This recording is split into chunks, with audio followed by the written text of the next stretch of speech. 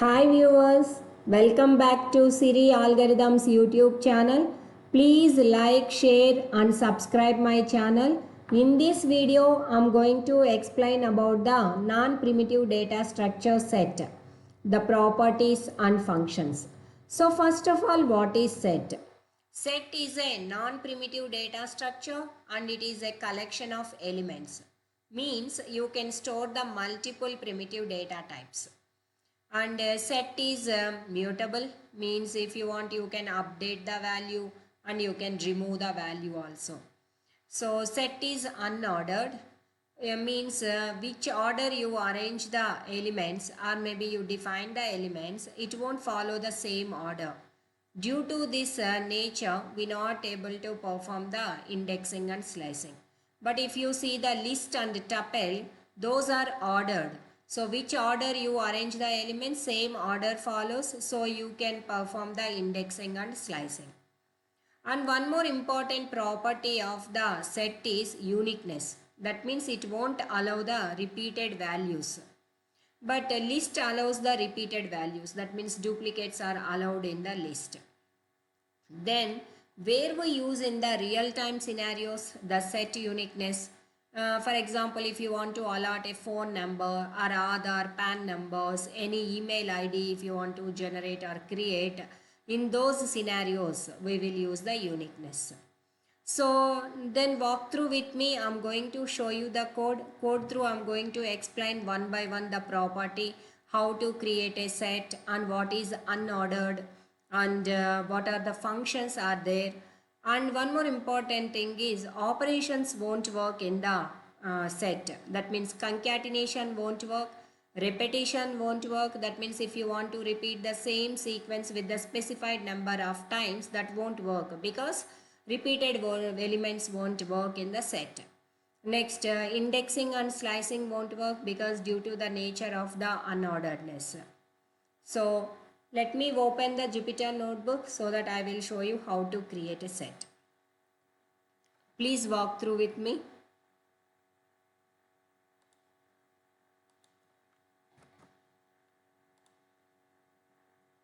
Please wait.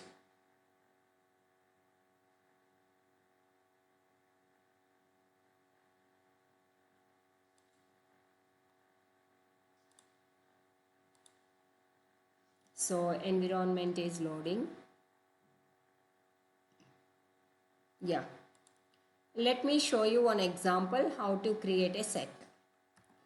Set 1 is equal to set, you can use the curly brace or you can use explicitly set.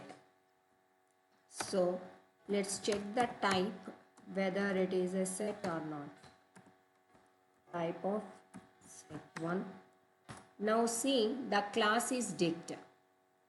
Then how the interpreter will understand whether it is a set data structure or it is a dictionary means dictionary format is different because dictionary format is key and value.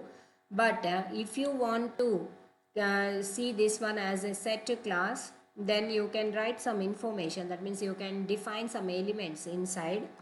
Let me take some elements. Now you can check the type. It is set. Or the second way, directly you can create explicitly writing by data structure name, print of type of set2. Now you can see the class name is set.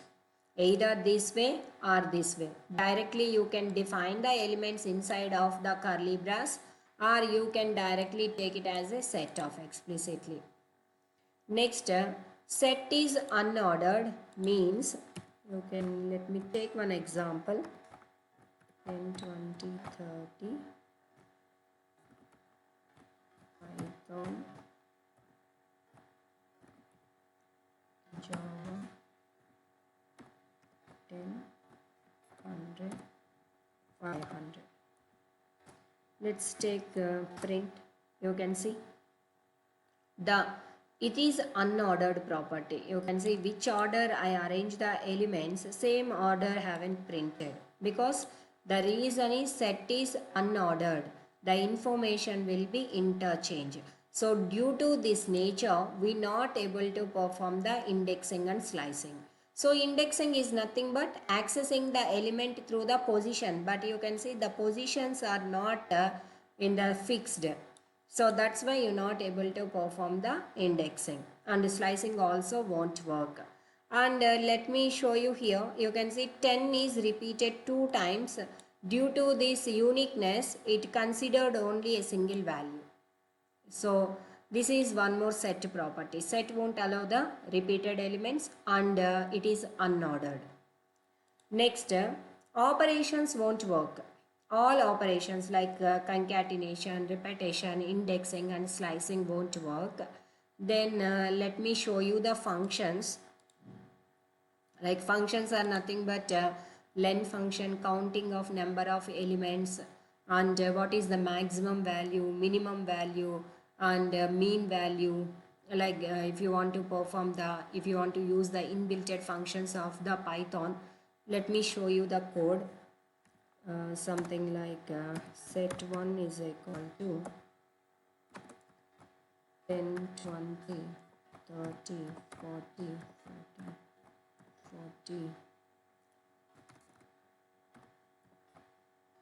100, 500. Just try to count how many elements are there. Len of inbuilt function is len of set1. Now you can see total 6 elements, but here you can count 3, 6, 7, 8. But if you take the same example in the data structure of list, so maybe you can take the same in the list one, you can see the difference. If I define the elements in the square bracket, then give the variable name here, list1. Now you can check the total is 8 elements, but in the set it is only 6, because the reason is it won't allow the repeated values. Next, check the what is the maximum value in the set. Max of set1, so 500 is the maximum value. All functions will work. You can check the min of set1, 10 is the minimum value. And if you want to find the what is the summation value, sum of set1, you can see total is 700, sum value. Print of mean calculation, if you want to find the what is the average value of the set, you can directly write like a sum of set1 divided by len of set1. So 116.6 is the average value. So all functions will work on the set. So these are the general properties of the data structure of set. So thank you. In next video, I'm going to show you the set methods. There are total 17 methods are there. So I'm going to explain the methods one by one detailedly. So please follow my channel. Don't forget to subscribe the channel. Thank you. See you in next video.